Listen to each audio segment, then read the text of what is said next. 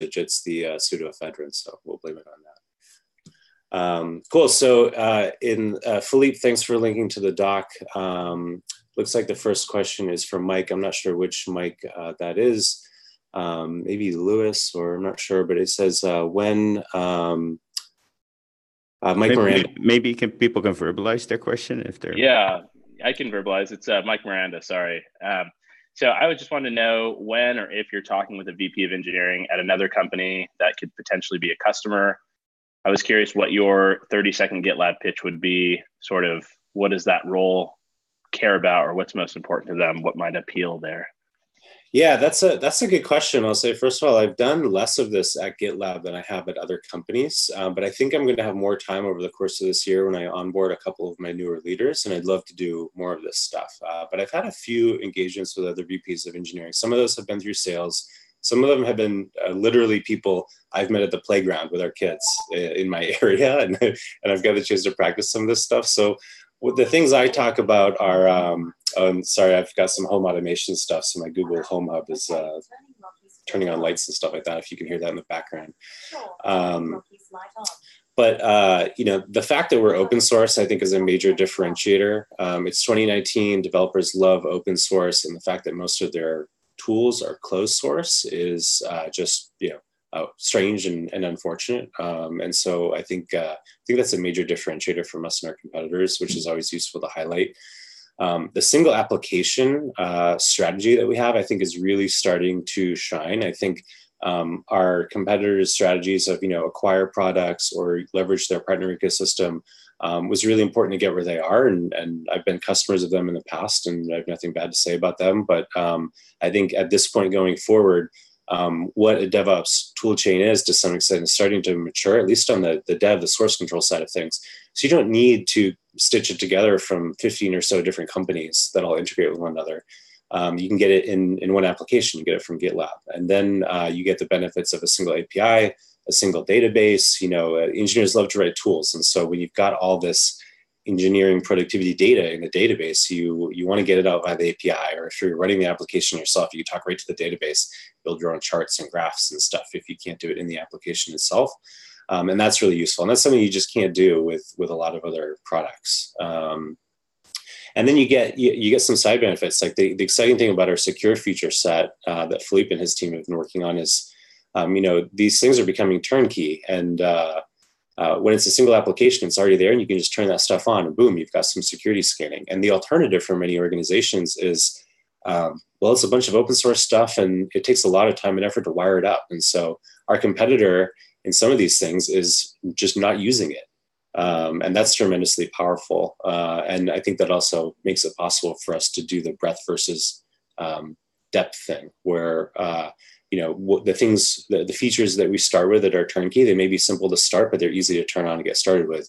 And then people adopt them over time. And then when they tell us what's working, we'll go deeper in those areas. And so that's really important to engineering leaders as opposed to other ones. When we approach them, my peers at other companies, they're probably looking at everything we're doing and thinking, wow, I can't replace my entire tool chain in one shot. My logging, my source control, my CI, all that stuff. But the fact that you can get started with us in one area and then adopt the areas that you like over time is really important. And then I think that's where the single application benefits become really compelling, and it starts to snowball. And it becomes comfortable. Like, yeah, we can just throw that other thing out, and we can use the GitLab stuff. It just works. So those are generally the three things that I sort of press on: open source and ease of adoption and single application. And those things resonate. So Olivier, Sec Department reorg, any more information on how we'll split up and when? Yes, so the reorg in general, and I will dig up the document about that. We did pick a date of February 11th. So that gives Christopher, who just started, our new Senior Director of Development, enough time to onboard, meet people, get comfortable with the plan. He's building a communication plan as we speak, and then we'll launch that when I'm back from the exec meetings that are happening in Denver next week. In terms of the SEC department, I don't think the reorg is going to make it feel very different there. Over time, the hiring that we're going to do is going to make that feel very different. We're going to take a team and turn it into an entire department arguably two departments if we separate secure and defend. And so I don't think you'll feel a whole lot of difference, let's say on February 11th, but over the course of this year, we're going to take one team and turn them into like 6, and that will feel substantially different. So this document is yeah, but the fact that we will split into several teams when hiring more people, do you already know how we would split that? Will it be based on the different features we are already working on, or a different approach? Yes, so the best source of information for that is our product categories page, and I will put a link in for that as well. Oh, there's my fish feeder going. Home automation for the win. My fish are getting fed automatically. Oh, that was too much food. Here's the link to our products categories page. And so if you, and I can even do a deep link down to secure. So the first sort of divide is between secure and defend. And then underneath that, you can see the division of features. Runtime application security ends up in defend, SaaS and DaaS end up in secure as well. But also know, like, this is the sort of like first pass, like Sid and Mark and the team have spent time on this, but this is also up for change as we learn more, as we hire these managers and it's time to actually do the divide. If there's a better plan, we can change this. And so if you've got proposals, you can do an MR to this page. You can come to the product management meetings that happen on Tuesday and suggest a different mix. One of the things that our product management leadership might not be aware of is areas of the code base that are related to one another. And if you see something where, hey, these two features may appear separate in terms of how they're perceived by users, but underneath in the application, it's 80% overlap in the code, make that case that these two things should remain, let's say, on the same team, reporting to the same manager, because it'll make it easier to work with that stuff. Reducing dependencies within engineering is really, really important to us. And we're the ones that have the best knowledge of those sorts of things. So Mark Kriz says, any thought given to packaging our own journey to Agile DevOps so that we could deliver it as a customer workshop? I get asked by customers how to turn their culture into a truly agile one. Yes, definitely thought into this. In fact, I started in September of 2017. I got up on stage a month later at Crete and said, yeah, our mission is going to be to be the premier open core SaaS, I think it was. And I think I vastly underestimated how long that was going to take. And so it's now January of 2019, and we're along that journey. But it took a lot longer than we thought. It was taking a lot longer than we thought. So this is one of the reasons why we've started a delivery team. So Marion is leading that and part of infrastructure. He's got a roadmap, which I can dig up the link to. And they're going to be building this over the course of this year. And the end state, if there is an end state, is releasing GitLab using GitLab's own release features. I should say releasing GitLab.com using GitLab's release features. It's sort of a tongue twister. And also eventually, running it on Kubernetes, using our own Helm charts, those sorts of things. So a massive dog fooding effort.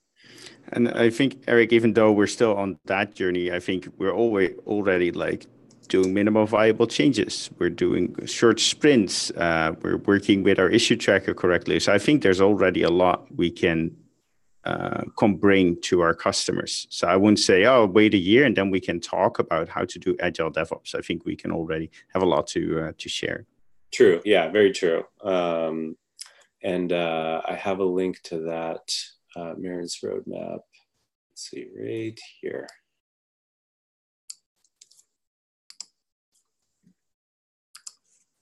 So Mark Chris is asking, can we turn that into a customer workshop? So yes. Well, what would be the way to do that? I think reach out to Jerry, our director of infrastructure, and talk to him about what's useful for your customers and when, and he can arrange the right. I don't think his question, but Mark, maybe you're on the call. I don't think he's asking about continuous delivery. He's asking for Agile DevOps, which we're already practicing in a lot of ways. Yeah, Sid, you bet. I am on the call. Yeah, so kind of, Eric, what I envisioned was my customers ask all the time, okay, so GitLab is an end-to-end DevOps tool. We're going to have to change our culture, right, to align with that, because now we use sort of a fragmented, broken approach. Can you help us on that journey? Because you talk to customers all over the world using GitLab to do that, and you do it yourselves. Is there any kind of a 2-day, 3-day workshop that your delivery team could come in, sit down with my people, and talk about how you guys did that? What were some best practices? How did you hire the right team to get started? Those kinds of questions. So it really was more along lines, can we package that up in a 2 or 3-day deliverable workshop that maybe our new TAMs could deliver, or, anybody in the delivery team?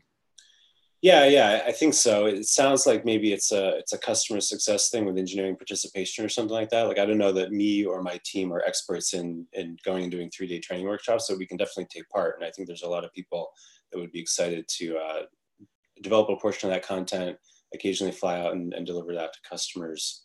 But I do want to make sure this team is primarily focused on the work that they actually have to do. But I think it would be a nice break in the routine to work on a project like that with another department that's more customer facing. I think one thing that's important to highlight is there's a very significant, well, there's an important, I know how significant it's difference between us and our customers, which is we are open core, which means, and most of our customers aren't. In other words, they've got a code base and they're likely running a SaaS, software as a service. And those two things are tightly coupled. We're running a SaaS based on an open source project. And so we've got people outside our company contributing code that very quickly goes to scale at gitlab.com. And that means we've got a little bit more separation in our DevOps culture. There are companies out there like Amazon is famous for what you might consider a radical DevOps culture, where like they don't have DevOps people, they don't have infrastructure people. Engineers run their own code 100%. And we can't ever really do that if we wanted to, because some of our engineers don't work here. And so they can't have access to GitLab.com environments. So that makes what we're doing a little bit different and special. But I think as long as we caveat that and say like, hey, there's an explanation for some of the things that we do that we would not recommend to you, and be transparent about that, then there's a whole lot that they could learn. Like we've learned a tremendous amount about how to hire and recruit for the best SREs in the world. And how to build that DevOps culture and how to get development and infrastructure collaborating with one another. So I think the answer is yes. Olivier is next. Roadmap to continuous delivery is their high-level issue that we can track. I'd say I linked to Marin's document up above. I think that's there may be epics linked to in that, or maybe Marin or one of his team can jump in and have more hyperlinks. But I'll duplicate this this URL for you under there. I think Jerry is in Berlin speaking at a conference right now, so he's not available to join and help out at the moment.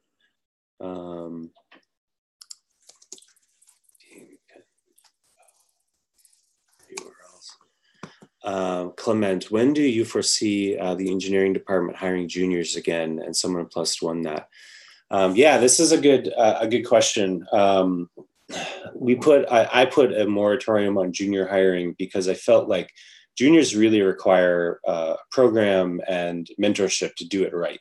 And in a time of growth where we're doubling or tripling some teams, I don't know, I think every bit of time that engineers have that's not writing code probably needs to be dedicated towards that hiring process, as opposed to mentorship for junior engineers. I think intermediates and seniors need significantly less mentorship than juniors do. And so we stopped that, but I'm open to bringing it back. What we've said is when we bring it back, what we need to do is say specific teams have met the criteria to hire juniors, and they'll open up a junior vacancy specifically. What was happening previous is that juniors are being leveled on the fly. And that's actually tremendously problematic for a couple of reasons. One, that's an area where if bias were to have existed in the hiring process, it doesn't just take the form of, well, maybe declining someone that you have a sort of unknown bias against, but it could just be leveling them as a junior because you may have a bias against that. And we didn't want that to take place. So that's why I want people, when this comes back, to deliberately open a vacancy that says, we're looking for a junior. This team is at the right size and composition to mentor a junior effectively. We have a plan to do so. And then we'll go find someone that's an appropriate fit, as opposed to interviewing someone who's just saying like, they don't meet the bar, but they could be a junior. That's a little bit of a danger zone for hiring quality reasons, for doing diversity and inclusivity correctly.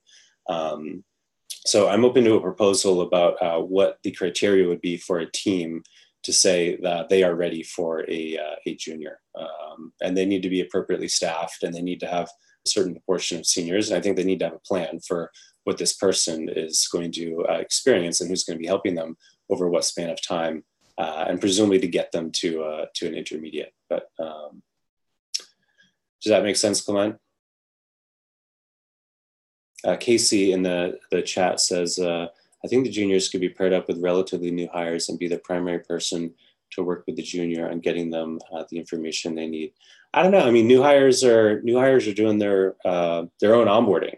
So I would think that mentorship would be coming from people that have been immersed in GitLab culture for a while. I don't know that new people can mentor even newer, less experienced people effectively. That's not the way I would do it personally. So number 6, David Fisher says, as VP of engineering, when someone tries to cold call, email you, what keeps you engaged or sparks your interest? Do you have an example of recent email call that was a success? Yeah, great question. This happens all the time. I get spammed to the point where I set up rules to archive these emails. I set up I don't get LinkedIn notifications. So every once in a while I go to LinkedIn and just approve requests and stuff like that, but I don't get emails from them because it's just too many. In terms of what's engaging, well, I'll tell you one thing I got that was not engaging. Normally I just ignore them. I don't even think twice about it. But I got one recently that was from a recruiting organization. And it was interesting at first because I don't know if this is true, but they claim to have come out of Y Combinator. And that's a place where GitLab went through early on. And it's a very significant, arguably the only significant startup accelerator out there. And it was started by the former VP of engineering from, I want to say it was, I'll just say some prominent e-commerce company in the Bay Area that everybody would know. But the content of the email said something like, we put butts in seats. And I really dislike that because that's the opposite of everything that I've learned to do, and certainly everything that we do here when it comes to recruiting and building teams. I almost wanted to write back to them and just be like, hey, like I want to help you out. Like I found this borderline repellent. You should probably stop marketing your new company in this way, because what we're all about is finding the right culture fits, adding and changing our culture fit as we go. If someone isn't a good fit, we don't make that hire. Like we don't fill in our hiring plan with just like, we can meet any hiring plan. You could say we're going to hire 400 engineers and we could do that, but it would be the wrong thing to do. And so we are all about keeping our quality bar high in terms of hiring. And I just found that to be sort of like really off-putting. But in terms of things that are engaging, I would say like things that are topical and things that are local to my area that might involve, getting out of the house and going into my local city and, taking a workshop or something like that is interesting. Or an event like a CTO style summit or something like that, where you have the chance to actually talk with peers as opposed to salespeople. Or, salespeople are there obviously, but it's not necessarily the focus of the event. It's not like a seminar that's being delivered. It's more of like a workshop or a roundtable. Those are the things that tend to resonate with me a little bit more. So number 7, Gabriel says, how long do you see the reorg holding up to the actual size we want to be at the end of 2019? But we need another one by the end of the year again. Yes and no. I mean, I would say the term reorg is usually a scary one. You think about working for a major company and a reorg is a big deal. And sometimes it feels like executives are just moving chess pieces on a board and not really in touch with what's going on. I think our reorg is different. One, there's relatively little impact to individual contributors. It's mostly at the manager director level. So I think we've really minimized the disruptive nature of most reorgs. And also ours isn't just moving things around for its own sake. It's really a function of the growth that we're experiencing. We have to do this for span of control. We have to do this for the new areas of product development that we're going to be adding. And so I think it's very low impact, and I think it's very credible for the reasons why we're doing it. But yeah, change is going to be a constant in 2019 as it was in 2018. I don't necessarily expect to have to do something that we would call a reorg, but things are going to be moving around and changing a little bit. Like individuals may change managers if they want to change teams, or if we need people in other areas. We're going to be adding a bunch of managers. Hopefully we can do a bunch of internal promotions to manager and director as well. And so those types of change are just going to be a rhythm, if not a heartbeat. But I don't think we're going to have to do another like big announcement with a communication plan this year. I think what we're going to do is building a structure that can actually grow itself, as opposed to having to do another large rearrangement. Gabriel has the number 8 as well. What is in your mind about how we can prevent the growth from actually slowing us down? The bigger we get, the more layers of management and approvals will be, which leads to a slower ratio of getting from idea to production. So really interesting question and a really timely one. We track some passive measures of productivity, like average MRs per developer by release. And that's the idea of like how, kind of a general sense of how productive every engineer can be in a given release. And we've actually been tracking sort of like a very slow but defined downward into the right trend over 2018. And we looked at it and said, oh, well, that doesn't make us happy. But to some extent, as you indicate here, Gabriel, it's to be expected when a team grows that they might slow down due to the layers and the bureaucracy and the amount of time spent on hiring and those things. However, we just found out yesterday that we have a hole in our data and we were not tracking security MRs in those numbers. And so like we were looking at 11.7 seemed really low. And then it turns out there were 146 MRs that were not included in that data. The reason for that is because security fixes happen in a separate instance of GitLab because we don't have confidential merge requests as a feature. The reason for that is, it's very easy to make a database record confidential, and that's what a merge request is. But the underlying Git branch, it's much harder to make that confidential. And you don't want to have a situation where you appear to have confidential MRs, but anyone could clone your repo and then just see all the branches that are being worked on. So it's actually harder than it sounds to make a confidential MR as opposed to a confidential issue. But the net of it is we're in the midst of recovering that data, and it may show that we actually didn't lose productivity in 2018. We may have actually gotten faster over 2018. So I don't know that for a fact, but Mech's team in the quality department, the engineering productivity team, like Remy and Mark, are in the midst of going and getting that data, and then we'll see what it shows. But the good news is it looks like 11.7 wasn't a lower than average release in terms of productivity. It was smaller on average because it was a holiday release, but we think that there was much more done than it appears. And then when we go get the historical data over the year, it may show that we were the same, if not faster, as we grew, which is remarkable. In terms of how we do that, I think in our values, there's some things where these chains of approvals and stuff like that, like that's not really the GitLab way. We want people to be empowered to make decisions without having to go through the whole chain of command. And we're already looking at things, whether it's our hiring process or maybe even release exceptions and stuff like that, rather than having to go an engineer to their manager, to their director, to their senior director, to me, to sit in some cases.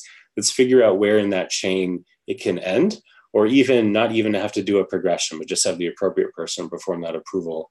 And that'll help us maintain our speed and velocity. And speed and velocity is really critically important to us for a number of different reasons. Sid is really passionate about maintaining our velocity, if not speeding up as we grow. And there is a section in our handbook that I added maybe a couple months ago, which I can dig up and link to, that covers like why velocity is important to us. I think, here it is right here. So what we say is the rate at which we launch new features is a competitive advantage for us. People buy GitLab not just because of what we are today, but because of what our roadmap shows we're going to be. And that's credible because the rate at which we're producing things. And we don't want to slow down for that reason. Also, as an open source project, people can fork GitLab. But if you fork us, get ready to keep up because we are moving ahead on the main line. And that makes us somewhat resistant to forks of the project that end up developing their own momentum. And then, I say companies tend to slow down as they grow. It takes deliberate effort to prevent this. So it's always top of mind. And also, if you do slow down, it's very, very difficult to speed up again. And some people at the company have experienced that at other companies, and they don't want that to happen here. And so remaining fast is quite important. So I've got that link. Let me, okay, someone got it for me. So the importance of velocity, that spiel I just delivered is in that paragraph there. So 9, Amanda, what do you see happening in the support org now that you're happy with and what one thing would you like to see us do differently? Yeah, so Tom and his management team and all the support folks have done an amazing job over the course of last year. Time to first reply is up. The team grew. We expanded into APAC. We're ahead of the game. We're making strategic decisions. So things are going really well there. What I want to see in 2019, and I want to say I've got a link to my last engineering group conversation where I outlined some of this stuff, and I authored it with Tom Cooney, was like, stopping the sort of linear growth. Like we need 2x the customers, so we need 2x the support people. If that growth can sort of plane off, in other words, we get more efficient, we can support more and more customers with fewer and fewer people. That's really important for organizations like support to accomplish. And I think we'll get there by automation, by building things like a knowledge base in our documentation. And we've got the people to do that. So that's going to be a large set of our activities this year. And I think this is a good thing, because when we accomplish that, what that means is that the support folks, their day-to-day is going to be encountering new issues as opposed to the same old issues. Those issues that kind of never go away and repeatedly come up, those questions people routinely have about, oh, my login is broken or something like that. We'll be able to answer those much more efficiently and maybe even in an automated way, something called case deflection. And then that leaves more time to focus on those new novel issues. And I think that's a more exciting, more stimulating day-to-day for the people. So I think I think it's going to be more fun. Not that it hasn't been fun, but more fun to be on our support team in 2019.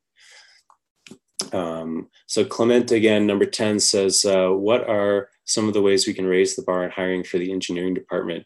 Yeah, it's the rule of thumb, so to speak, that has really resonated with people is that everybody that we add to the team needs to make the team better in at least one specific way. There's a bunch of different ways to articulate it, but that was the one that I said to a few people. Like I remember Marin, like that, it really clicked for Marin when I said it in that way. So I would try to think in those terms. Like when you're hiring someone, it's not just putting a butt in a seat, so to speak, like that recruiting email I talked about that I found repellent. It's really like, this person meets our absolute bar, but they bring the team forward in some specific way. They bring a capability or a set of experiences that the team doesn't have. That's a way to, I think, perform this sort of raising the bar action without accidentally becoming, snobbish or making it impossible to make hires and whatnot. And also know that you're looking to sort of, change the culture of the team as you grow. It's not about preserving the same culture forever. The biggest way that you change or adapt your culture is by adding new people. So we always need to be open to change. There's some things about GitLab that should always remain true, but we also got to sign up for the fact that the nature of these teams is going to evolve as we add people's unique experiences, unique skills to it. Lucas, I believe Epi is Lucas's new nickname. So I think Lucas says, what GitLab feature, this is number 11, what GitLab feature do you personally miss the most or which? Eric, you have about 50 seconds. Okay. So which existing feature could be improved upon your daily work in GitLab? Yeah, so most of my work in GitLab is with the handbook. And one of the things I would love to see is our approval features. It's kind of like, approvals today are really just kind of like hitting the thumbs up emoji that is right below it. But the way I would love approvals to work is if I author an MR, I could say, these are the people that are going to be approving it. And then they get a notification. And when they're comfortable with it, they sort of dismiss that approval or they approve it. And it's prevented from merging until that point. And then also you could set up automated rules. Like according to this glob, I own this area of the code base. And if someone does an MR that touches upon that, I'm automatically added as a, let's say, necessary or optional approver or something like that. And Ben mentions the owner's file. So I think wiring up that to approvals would be something that I continually finding myself needing. So I think our approvals feature is sort of minimum viable right now. Well, I think we're at time, so let's all go to the company call, but thanks for the great questions, and I'll answer the remaining ones in my VPE Slack channel, so head over there. Thanks, everybody.